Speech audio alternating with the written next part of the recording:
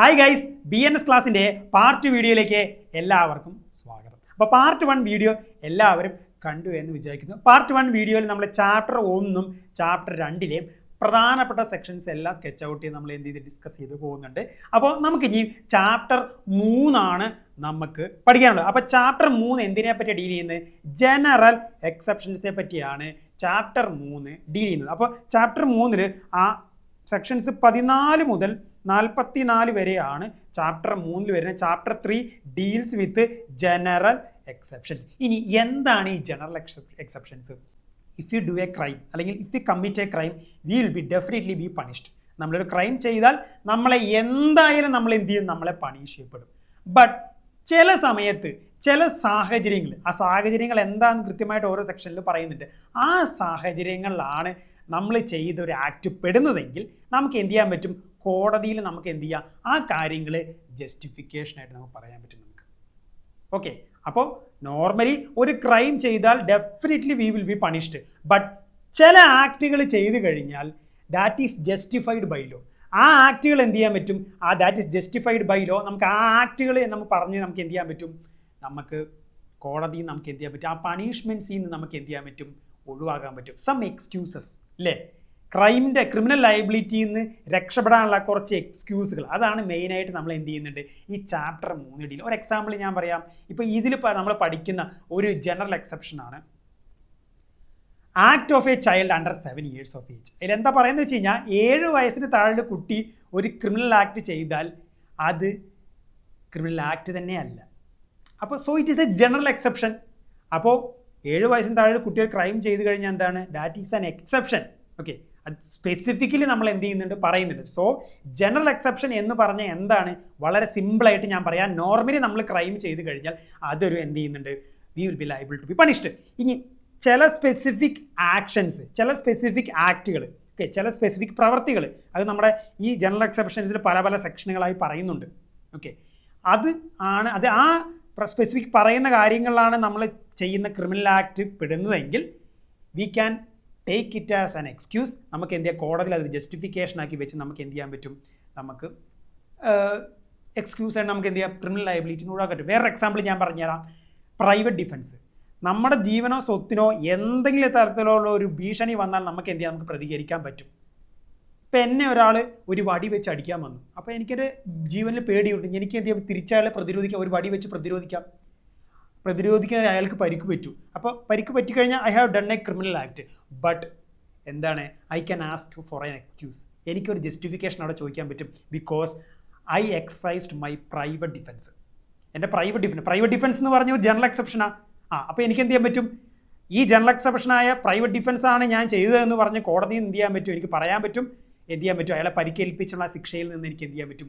ഒഴിവാകാൻ പറ്റും. This is exact. ഇതാണ് എന്ത് ചെയ്യുക? ജനറൽ എക്സെപ്ഷൻസ് എന്ന് പറയുന്നത്. കോടതിയെ മുന്നിൽ വെക്കാൻ പറ്റുന്ന കുറച്ച് എക്സ്ക്യൂസുകൾ. അപ്പോൾ നമുക്ക് ഓരോ സെക്ഷനായിട്ട് നമുക്ക് നോക്കാം. നമുക്ക് ഈ പറയാൻ പോകുന്ന 4 സെക്ഷൻസ് വളരെ പ്രധാനപ്പെട്ട സെക്ഷൻസാണ്. ധാരാളം ചോദ്യപേപ്പറിൽ ഇതിനെപ്പറ്റി ചോദ്യങ്ങളുണ്ട്. അപ്പോൾ നമുക്ക് അത് ഡിസ്കസ് ചെയ്ത് നോക്കാം. ആ section 20 of BNS, act of a child under 7 years of age. നേരത്തെ പറഞ്ഞു, 7 വയസ്സിന് താഴെയുള്ള കുട്ടി ഒരു ക്രിമിനൽ ആക്ട് ചെയ്താൽ അത് ക്രിമിനൽ ആയിട്ട് നിലനിൽക്കുകയില്ല. ഓക്കെ, അതാണ് act of a child under 7 years of age. അതെന്തുകൊണ്ടാണ് കോടതി അങ്ങനെ പറയുന്നത് വെച്ചാൽ ഡോളി ഇൻ കാപ്പാക്സ്. അത് 7 വയസ്സിന് താഴെയുള്ള ഒരു കുട്ടി ഒരു ആക്ട് ചെയ്താൽ അത് ക്രിമിനൽ ആക്ട് ആണോ അല്ലയോ, അതിൻ്റെ കോൺസിക്വൻസ് എന്താണെന്ന് തിരിച്ചറിയാനുള്ള ആ ഒരു അണ്ടർസ്റ്റാൻഡിങ്ങിലേക്ക് അവർ എത്തിയിട്ടില്ല. അതാണ് കോടതിയുടെ ഒബ്സർവേഷൻ. അപ്പോൾ 7 വയസ്സിന് താഴെ ഒരു കുട്ടി ഒരു ക്രിമിനൽ ആക്ട് ചെയ്താൽ that won't be a criminal act. അത് ഇതിലാണ് പറയുന്നത് സെക്ഷൻ 20 ഓഫ് BNS. വളരെ പ്രധാനപ്പെട്ട സെക്ഷനാണ് സെക്ഷൻ 20 ഓഫ് BNS. ഇനി അടുത്ത section 21 of BNS. 21 of BNS act of a child above 7 years of age and under 12 years of age of immature understanding. 7 വയസ്സിന് മേളിലും 12 വയസ്സിന് താഴെ ഒരു കുട്ടി ഒരു ക്രൈം ചെയ്യുകയാണെങ്കിൽ കോടതിക്ക് തോന്നുകയാണ് ആ കുട്ടിക്ക് ഇമ്മച്യൂർ അണ്ടർസ്റ്റാൻഡിംഗ് ആണ്. ഓക്കെ, ഇമ്മച്യൂർ അണ്ടർസ്റ്റാൻഡിംഗ് എന്ന് ഉദ്ദേശിക്കുന്നത് എന്തുകൊണ്ടാണ്? ആ കുട്ടി ചെയ്ത ആക്ട് എന്താണെന്നും അതൊരു ക്രിമിനൽ ആക്ട് ആണോ എന്നോ അല്ലെങ്കിൽ അതിൻ്റെ ഭവിഷ്യത്തുകൾ എന്താ, അതിൻ്റെ കോൺസിക്വൻസ് എന്താ തിരിച്ചറിയാൻ പറ്റാത്ത അല്ലെങ്കിൽ തിരിച്ചറിയാൻ പറ്റുന്ന ഒരു അണ്ടർസ്റ്റാൻഡിങ് അയാൾക്ക് ആ കുട്ടിക്ക് എത്തിയിട്ടില്ലെങ്കിൽ കോടതിക്ക് എന്ത് ചെയ്യാൻ പറ്റും?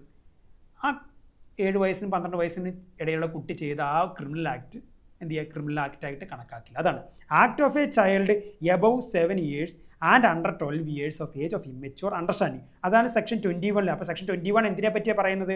7 വയസ്സിന് മേളിലോ 12 വയസ്സിന് താഴെ ഒരു കുട്ടി ഒരു ക്രിമിനൽ ആക്ട് ചെയ്താൽ കോടതിക്ക് തോന്നുകയാണ് ആ കുട്ടി ഈസ് ഓഫ് ഇമ്മച്യൂർ അണ്ടർസ്റ്റാൻഡിങ് ആണ്, എന്ത് ചെയ്യാൻ പറ്റും, കോടതിക്ക് എന്ത് ചെയ്യാൻ പറ്റും, ആ കുട്ടീനെ ശിക്ഷിക്കാതെ എന്ത് ചെയ്യാൻ പറ്റും, ആ ആക്ട് ക്രിമിനൽ ആക്ട് അല്ല എന്ന് കണക്കാക്കി വിടാം. ഇനി section 22 act of a person of unsound mind. ഒരു അൺസൗണ്ട് മൈൻഡ് ഉള്ള ഒരു പേഴ്സൺ ഒരു ക്രിമിനൽ ആക്ട് ചെയ്താൽ അതൊരു ക്രിമിനൽ ആക്ട് ആയിട്ട് നിലനിൽക്കില്ല. അതാണ് സെക്ഷൻ 22 പറയുന്നത്. ഓക്കെ, ഒരു ഭ്രാന്തുള്ള ഒരു വ്യക്തി ഒരു ക്രിമിനൽ ആക്ട് ചെയ്താൽ അത് ക്രിമിനൽ ആയിട്ട് നിലനിൽക്കില്ല. ബിക്കോസ് എന്താണ് റീസൺ? ആ ചെയ്യുന്ന വ്യക്തി അയാളുടെ ആ ഒരു അൺസൗണ്ട് മൈൻഡ് കൊണ്ട് അയാൾക്ക് എന്ത് ചെയ്യുന്നില്ല, താൻ ചെയ്യുന്ന ആക്ട് ഒരു ക്രിമിനൽ ആക്ട് ആണെന്നോ അതിൻ്റെ ഭവിഷ്യത്തുകൾ ഇതൊക്കെയാണെന്നോ അല്ലെങ്കിൽ അതിൻ്റെ കോൺസിക്വൻസ് ഇതാണെന്നോ മനസ്സിലാക്കാനുള്ള ഒരു സാഹചര്യം അയാൾക്കില്ല. കാരണം because is an unsound mind person. അപ്പോൾ അൺസൗണ്ട് മൈൻഡുള്ള ഒരു പേഴ്സൺ ഒരു ക്രിമിനൽ ആക്ട് ചെയ്താൽ ക്രിമിനൽ ആക്ട് ആയിട്ട് എന്ത് ചെയ്യുന്നില്ല, നിലനിൽക്കുക. അതാണ് സെക്ഷൻ 22 ഓഫ് BNS പറഞ്ഞു. ഈ സെക്ഷൻ 23 എന്താ പറയുന്നത്? Act of a person incapable of judgment by reason of intoxication caused against his will. ഇതിലെന്താ പറയുന്നത്? ഈ സെക്ഷൻ 23 എന്താ പറയുന്നത്? അതായത് മദ്യത്തിനോ അല്ലെങ്കിൽ എന്തെങ്കിലും ലഹരിക്ക് അടിമപ്പെട്ട ഒരാൾ, ഓക്കെ, ആ ലഹരി അയാൾക്ക് കൊടുത്തത് അയാളുടെ ഇഷ്ടത്തിന് വിരുദ്ധമായിട്ട്. ഇപ്പം ഞാനിപ്പോൾ ഒരു എക്സാമ്പിൾ പറയാം. ഞാനിപ്പോൾ എൻ്റെ കൂട്ടുകാരന് അവൻ കുടിക്കുന്ന വെള്ളത്തിൽ ഞാൻ കുറച്ച് മദ്യം മിക്സ് ചെയ്ത് കൊടുത്തു. അവൻ അറിഞ്ഞിട്ടില്ല. ഓക്കെ, എഗെയിൻസ്റ്റ് ഹിസ് ബില്ലാണ് അതാണ് പറയുന്നത്, എഗെയിൻസ്റ്റ് ഹിസ് ബിൽ. അവൻ അറിയാതെ എന്ത് ചെയ്തു, അവൻ കുടിക്കുന്ന വെള്ളത്തിന് ഞാൻ മദ്യം മിക്സ് ചെയ്ത് കൊടുത്തു. അവൻ എന്ത് ചെയ്തു, ഓട്ടോമാറ്റിക്കായി അത് കുടിച്ചപ്പോൾ ഇൻടോക്സിക്കേഷനായി അവൻ എന്ത് ചെയ്തു, പിന്നീട് വണ്ടി ഓടിച്ച് എന്ത് ചെയ്തു, അവൻ ഒരാളെ പോയി ഇടിച്ചു. ഓക്കെ, സോ അപ്പോൾ എൻ്റെ കൂട്ടുകാരൻ എന്ത് ചെയ്യാൻ പറ്റും, അവന് ഡിഫൻസ് അവിടെ എടുക്കാൻ പറ്റും. എന്താ ഡിഫൻസ് എടുക്കാൻ പറ്റുക? Because he was intoxicated against his will. അവൻ വേണം വെച്ചിട്ട് എന്ത് ചെയ്യുക, വെള്ളത്തിൽ മദ്യം മിക്സ് ചെയ്ത് കുടിച്ചിട്ടില്ല. അവൻ അറിയാതെ ഞാനാണ് അതിൽ മദ്യം മിക്സ് ചെയ്ത് കൊടുത്തത്. സോ ദാറ്റ് ഇസ് ആ കൂട്ടുകാരൻ എന്ത് ചെയ്യാൻ പറ്റും, അവൻ ആ ഡിഫൻസ് എടുക്കാൻ പറ്റും. അതാണ് act of a person incapable of judgement. എന്തുകൊണ്ടൊരു ഇൻടോക്സിക്കേറ്റഡ് പേഴ്സൺ ഇപ്പം മനഃപൂർവ്വം വേണമെന്ന് വെച്ച് മദ്യപ്പിച്ച് നമ്മൾ ഒരാളെ കൊണ്ട് വണ്ടി ഇടിച്ചു കഴിഞ്ഞാൽ നമുക്ക് എക്സ്ക്യൂസോ ജസ്റ്റിഫിക്കേഷനോ ചോദിക്കാൻ പറ്റില്ല. എഗെയിൻസ്റ്റ് കേസില്ല, നമ്മൾ അറിയാതെ നമ്മളെ പെർമിഷൻ ഇല്ലാതെ നമ്മളെ ഒരാളെ ലഹരിക്ക് അടിപ്പെടുത്തി നമ്മൾ എന്ത് ചെയ്യുക, ഒരാളെ പോയി എന്ത് ചെയ്തു, ഒരു ക്രിമിനൽ ആക്ട് ചെയ്താൽ എന്ത് ചെയ്യുക, ക്രിമിനൽ ആക്ട് നിലനിൽക്കില്ല. അതാണ് പറയുന്നത്.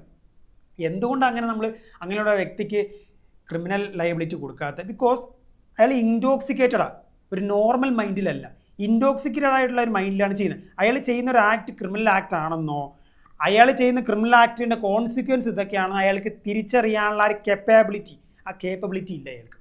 ഓക്കെ, അതുകൊണ്ടാണ് എന്ത് ചെയ്യുന്നത്. അപ്പോൾ സെക്ഷൻ 20, 21, 22, 22, 23 ഓർത്ത് വയ്ക്കുക. ഈ 4 സെക്ഷൻസ് ക്ലബ് ചെയ്ത് പഠിക്കുക, വളരെ പ്രധാനപ്പെട്ട സെക്ഷനാണ്.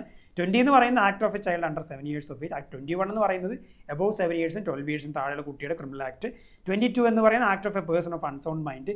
23 എന്ന് പറയുന്നത് act of a person incapable of judgment by reason of intoxication caused against his will. Okay, ഇനി നമുക്ക് നോക്കാം. ഞാൻ ആ നേരത്തെ സെക്ഷൻ 23ൻ്റെ കുറച്ച് എക്സ്പ്ലനേഷൻ ആണ്. If a person does something wrong while intoxicated it is not consider as a crime only when എപ്പോഴൊക്കെ the person became intoxicated without knowing. അയാളുടെ അറിവോടല്ലാതെ എന്ത് ചെയ്യുക, അയാളുടെ ഇൻടോക്സിക്കേറ്റഡ് ആവുകയാണ്. The intoxicated substance was given against their will. അയാളുടെ സമ്മതമില്ലാതെയാണ് അവിടെ ഇൻടോക്സിക്കേറ്റഡ് സബ്സ്റ്റൻസ്. ഇപ്പോൾ ഞാൻ പറഞ്ഞ അവരുടെ കൂട്ടുകാരൻ്റെ കുടിക്കുന്ന വെള്ളത്തിൽ ഞാൻ മദ്യം മിക്സ് ചെയ്ത് കൊടുത്തു.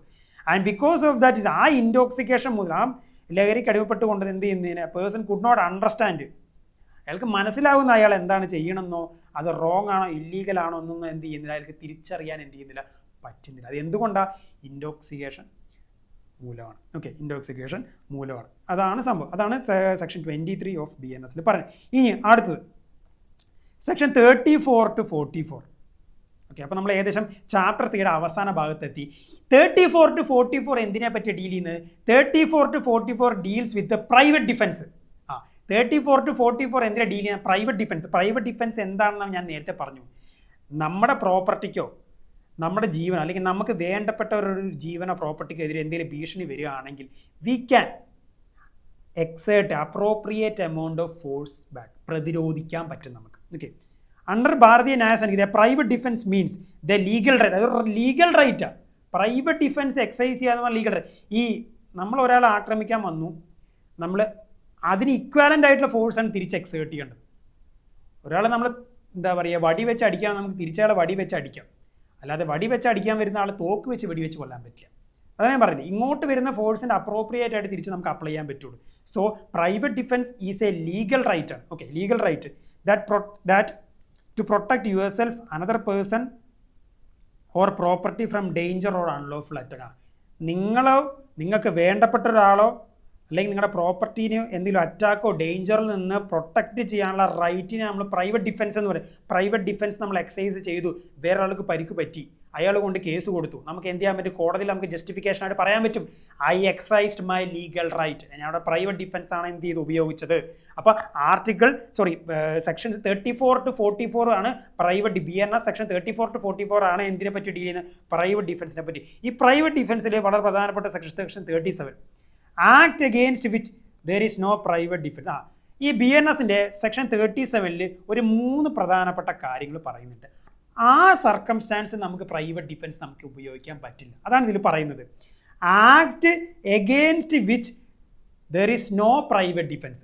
ചില ആക്ടുകളിലേക്ക് നമുക്ക് പ്രൈവറ്റ് ഡിഫൻസ് അപ്ലൈ ചെയ്യാൻ പറ്റില്ല. അത് ഒന്നാമത്തെ എന്താ? Against A public servant. ഒരു പോലീസുകാരൻ നമ്മളെ അറസ്റ്റ് ചെയ്യാൻ വരുന്നു, അത് അയാളുടെ ഡ്യൂട്ടിയാണ്, അയാളുടെ ഒഫീഷ്യൽ ഡ്യൂട്ടിയാണ്. ഓക്കെ, അയാളുടെ ഒഫീഷ്യൽ ഡ്യൂട്ടിയാണ്. അയാൾ ഹോണസ്റ്റ്ലി അയാളുടെ ഡ്യൂട്ടിയാണ് അയാൾ ചെയ്യുന്നത്. അയാളെ തിരിച്ച് നമുക്ക് അറ്റാക്ക് ചെയ്യാൻ പറ്റുമോ? എന്നിട്ട് അറ്റാക്ക് ചെയ്തിട്ട് നമുക്ക് കോടതി പോയി പറയാൻ പറ്റും ഞാൻ പ്രൈവറ്റ് ഡിഫൻസ് ആണ് എക്സൈസ് എന്ന് പറയാൻ പറ്റില്ല. അങ്ങനെ ഒരു സിറ്റുവേഷനിൽ നമുക്ക് പ്രൈവറ്റ് ഡിഫൻസ് ഉപയോഗിക്കാൻ പറ്റില്ല. A public servant who is acting honestly or by is official duty, അയാൾക്കെതിരെ പ്രൈവറ്റ് ഡിഫൻസ് ഉപയോഗിക്കാൻ പറ്റില്ല. അതാണ് പറയുന്നത് എഗെയിൻസ്റ്റ് എ പബ്ലിക് സെർവൻറ്റ്. ഇനി അടുത്ത സിറ്റുവേഷൻ, ഒന്നാം സിറ്റുവേഷൻ. രണ്ടാം സിറ്റുവേഷൻ എന്താ? Against someone acting under the orders of a public servant. Public സെർവൻറ്റിൻ്റെ ഒരു ഓർഡർ പ്രകാരം ഒരാൾ ആക്ട് ചെയ്യുന്നു. പബ്ലിക് സെർവൻറ്റിൻ്റെ ഒരു ഓർഡർ പ്രകാരം, അയാൾ കൊടുത്ത ആജ്ഞ പ്രകാരമുള്ള ആക്ട് ചെയ്യുന്നു, അയാൾക്കെതിരെ നമുക്ക് എന്ത് ചെയ്യാം? ആ ആക്ട് ചെയ്യുന്ന ആൾക്കെതിരെ പ്രൈവറ്റ് ഡിഫൻസ് നമുക്ക് ഉപയോഗിക്കാൻ പറ്റും. അതാണ് സിറ്റുവേഷൻ നമ്പർ 2. സിറ്റുവേഷൻ നമ്പർ 1 ഞാൻ പറഞ്ഞു, against A public servant acting is അല്ലെങ്കിൽ ഡിസ്ചാർജിങ് ഈസ് ഡ്യൂട്ടി. സിറ്റുവേഷൻ 2 ഇതാണ്, against someone acting under the orders of a public servant. മൂന്നാം സിറ്റുവേഷൻ എന്ന് പറയുന്നത് without taking recourse from authorities.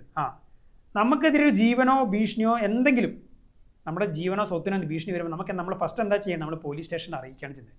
Police officer അല്ലെങ്കിൽ ബന്ധപ്പെട്ട അധികാരികളിൽ നിന്ന് നമ്മൾ ആദ്യം സംരക്ഷണം ചോദിക്കുകയാണ് ചെയ്യേണ്ടത്. ആ സംരക്ഷണം ചോദിക്കാതെ നമ്മൾ എന്ത് ചെയ്യാൻ പറ്റില്ല? നമുക്ക് പ്രൈവറ്റ് ഡിഫൻസ് എക്സൈസ് ചെയ്യാൻ പറ്റില്ല.